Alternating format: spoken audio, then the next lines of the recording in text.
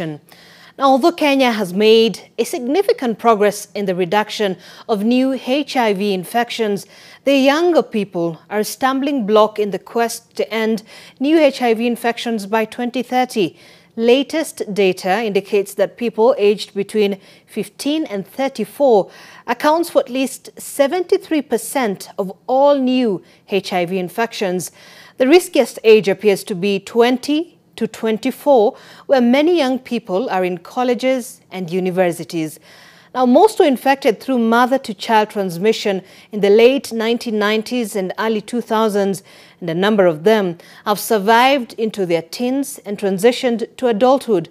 NTV's Rose Wangoi spoke with 4 young people who shared their experiences of living with HIV, the burden, and the yearning for a normal life.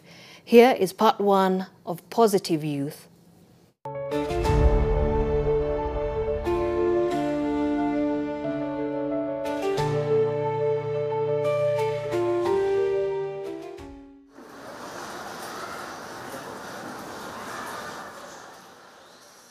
I am 20 years old.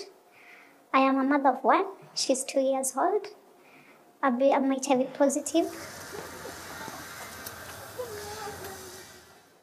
I went for boarding school when I was in class 4.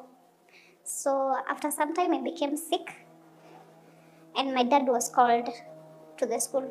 So the first place he took me was to the hospital. I had a herpes zoster. So my dad told me I had a pneumonia and the pneumonia has come out. Yeah.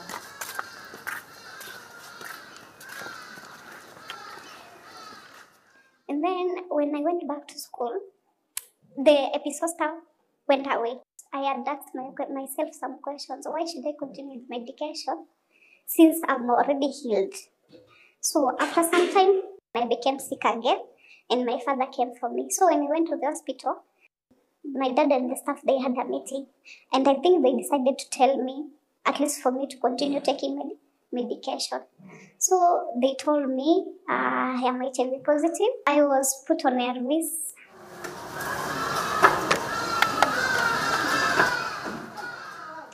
I still had questions like, why me? So my dad told me, like, for him and then my mom, they are also on care. So I'm not alone in the family, but also it's going to take the other family members for testing. I came to notice 2 of my siblings are positive, but 2 of them are not positive. So I think my mom, by that time, when he had me and my other sister, that time there was not much awareness. And everybody was, alikuwa anajifungia. You find everybody who is your neighbor are going to the same hospital because the same hospital is in a community, is in a slum. Sometimes you will find that the neighbors were talking. Unaona mtoto akona, mtoto pia anameza dawa. You see, I think I had a strong heart. I pushed on. So when I went to the support group, I was very much amazed because I found so many kids, even younger than me, in the support group. So I found out I'm not alone. So after class 8, I went to Form 1 and it was a boarding school. And that school was a mixed school. My dad wanted to disclose to the school.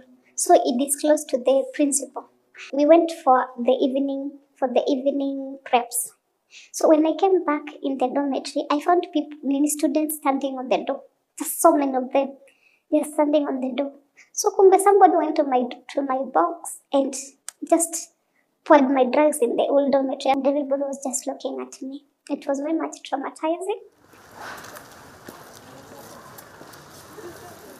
Some started just to avoid me. So the matron came. He just told them who has done this and nobody wanted to come out.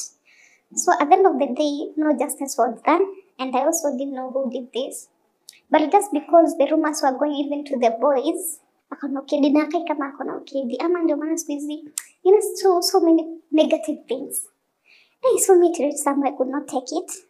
I had stress. I think at the time I think I had also depression because I was tired and I was crying. I just stood up and went to the front of the DH.